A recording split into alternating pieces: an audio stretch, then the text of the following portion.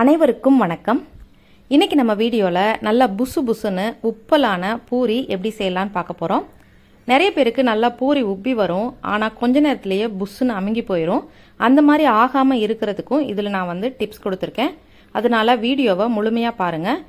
நம்ம வீடியோவை முதல் முறையாக பார்க்குறீங்கன்னா நம்ம சேனலை சப்ஸ்கிரைப் பண்ணி அதில் இருக்கிற பெல் பட்டனை ப்ரெஸ் பண்ணி ஆல்ங்கிற ஆப்ஷனை செலக்ட் பண்ணிட்டீங்கன்னா நான் போடுற எல்லா வீடியோஸும் உங்களுக்கு நோட்டிஃபிகேஷனில் வந்துடும்.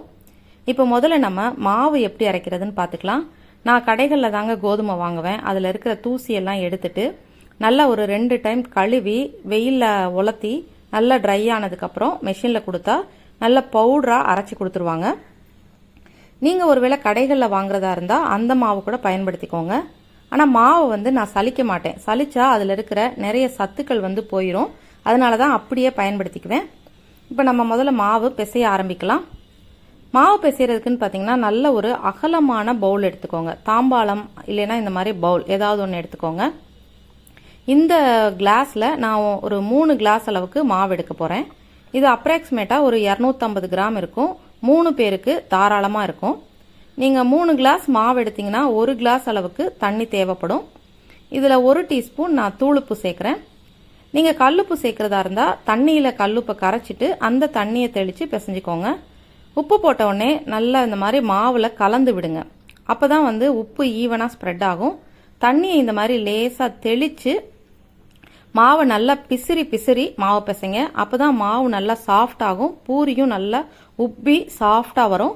1 கிளாஸ் தண்ணி எடுத்திருக்கேன். எடுத்துட்டு நம்ம மாவு பிசைஞ்சிக்கலாம். ஒரு ஸ்டேஜில் பார்த்தீங்கன்னா பாத்திரத்தில் ஒட்டாத மாதிரி இந்த மாதிரி மாவு பிசைஞ்சு வரும். இதுதான் கரெக்டான ஸ்டேஜ். இப்போ நம்ம மாவு பிசைஞ்சாச்சு.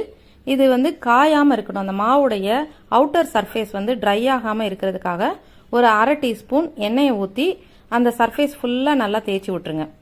இப்படி வச்சிட்டிங்கன்னா உங்களுக்கு ட்ரை ஆகாமல் இருக்கும். ட்ரை ஆயிருச்சுனாலும் உங்களுக்கு பூரி உப்பி வராது. இப்போ இதில் நமக்கு தேவையான அளவு உருண்டைகள் எடுத்துக்கலாம். நீங்கள் இதுவே சப்பாத்தி செய்கிறீங்கன்னா ஒரு 20 நிமிஷம் இதை ஊற விட்டுட்டு செஞ்சீங்கன்னா சப்பாத்தி நல்லா வரும். ஆனால் பூரிக்கு ஊற விடாதீங்க. ஊற விட்டிங்கன்னா உங்களுக்கு பூரி நல்லா உப்பி வராது. மாவை நீங்கள் பிசைஞ்ச உடனே நீங்கள் பூரி போட்டுருங்க. நான் இந்த அளவுக்கு உரிய உருண்டைகள் ஒரு 12 உருண்டைகள் எனக்கு வந்தது. இப்போ இது இப்படியே இருக்கட்டும். நம்ம எண்ணெயை காய்ச்சறதுக்கு வச்சுட்டு அதுக்கப்புறம் தேய்க்கலாம். எண்ணெய் நான் அடுப்பில் வச்சுட்டேன். எண்ணெய் எப்போவுமே அடிகனமான பாத்திரம் எடுத்துக்கோங்க. இரும்பு கடாய் இருந்தால் அது ரொம்ப நல்லது. இல்லைன்னா இந்த மாதிரி நல்லா அடிகனமான பாத்திரம் எடுத்துட்டு எண்ணெய் அளவுன்னு பார்த்தீங்கன்னா நீங்கள் எந்த சைஸுக்கு பூரி போடுவீங்களோ அதை விட கொஞ்சம் அதிகமாக இருக்கணும். அப்போ தான் பூரி நல்லா உள்ள அந்த எண்ணெயில் மூழ்கி நல்லா உப்பி வரும். இப்போ இந்த எண்ணெய் காஞ்சிட்டு இருக்கட்டும். நம்ம பூரி தேய்க்க ஆரம்பிக்கலாம். நான் இன்னைக்கு கடலை எண்ணெய் தான் எடுத்திருக்கேன். நீங்கள் எந்த எண்ணெய் யூஸ் பண்ணுவீங்களோ பொரிக்கிறதுக்கு அந்த எண்ணெய் பயன்படுத்திக்கோங்க. ஒரே ஒரு உருண்டை எடுத்துட்டு மாவு இருக்கு இல்லையா, அந்த மாவு எடுத்துட்டு எந்த சர்ஃபேஸில் நீங்கள் தேய்கிறீங்களோ அதை உள்ளங்கை வச்சுட்டு இந்த மாதிரி ரொட்டேட் பண்ணுங்க. பண்ணினீங்கன்னா உங்களுக்கு அந்த மாவு நல்லா ஸ்மூத் ஆயிரும். அந்த மாதிரி ஸ்மூத் ஆனாதான் உங்களுக்கு தேய்க்கும் போது அந்த ஓரங்களில் கிராக் விழுகாமல் இருக்கும். இந்த திக்னஸ்ன்னு பார்த்தீங்கன்னா இந்த அளவுக்கு இருக்கணும். பாருங்க, இந்த அளவுக்கு திக்னஸ் இருக்கிற மாதிரி தேய்ச்சிக்கோங்க. ரொம்ப முக்கியமான விஷயம், எல்லா இடத்துலையுமே திக்னஸ் ஈவனாக இருக்கணும். ஒரு இடத்துல திக்காவும் ஒரு இடத்துல தின்னாவும் இருந்தால் பூரி உப்பி வராது. அதே மாதிரி எல்லா மாவையும் தேய்ச்சிட்டு கடைசியில் பூரி போடாதீங்க. முதல்ல தேய்ச்சது ட்ரை ஆயிரும். அப்புறம் அது உப்பி வராது. அழுத்தம் கொடுத்து ரொம்ப அழுத்தம் கொடுத்து தேய்க்காதீங்க. லேசாக அழுத்தம் கொடுங்க. எந்த இடத்துல உங்களுக்கு திக்னஸ் கூட இருக்கோ அந்த இடத்துல லேசாக அழுத்தம் கொடுத்தீங்கன்னா ஓரளவுக்கு ஷேப்புக்கு நீங்கள் தேய்ச்சிக்கலாம். இப்போ பாருங்க, தேய்ச்சாச்சு. நான் ஒரு 5 பூரி அளவுக்கு தேய்ச்சிருக்கேன். இந்த மாதிரி ஒன்றுக்கு மேலே ஒன்று போடாதீங்க. போட்டால் கூட உங்களுக்கு ஒட்டிக்கும். இன்னொன்று நீங்கள் கஷ்டப்பட்டு எடுத்தீங்கன்னு வச்சுக்கோங்களேன், ஒரு சைடு இழுத்துட்டு வரும், ஒரு சைடு அப்படியே ஒரு மாதிரி தின்னாயிரும், ஷேப் மாறி போயிடும். அப்பையும் உங்களுக்கு நம்ம நினச்ச மாதிரி பூரி உப்பி வராது. இப்போ மாவு நான் ஒரு 5 பூரி அளவுக்கு தேய்ச்சிட்டேன்னா மிச்ச மாவை இந்த மாதிரி மூடி வச்சிருங்க. அப்போ தான் ட்ரை ஆகாமல் இருக்கும். நம்ம 5 பூரி அளவு போட்டுட்டு அதுக்கப்புறம் நம்ம இதை தேய்ச்சிக்கலாம்.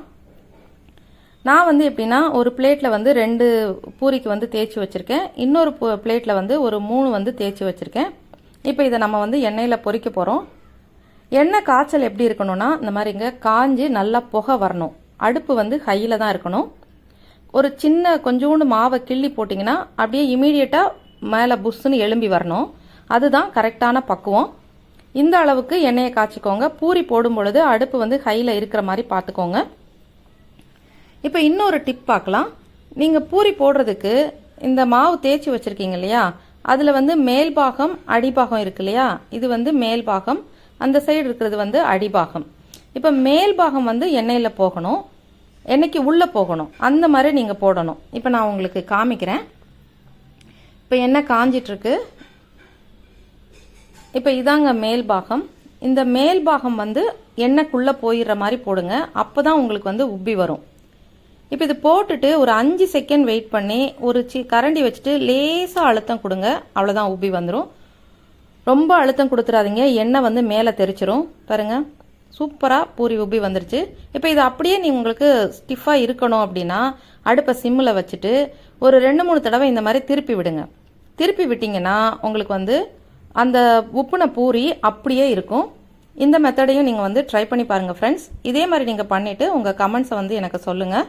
நன்றி. இன்னொரு வீடியோவில் மீட் பண்ணுறேன்.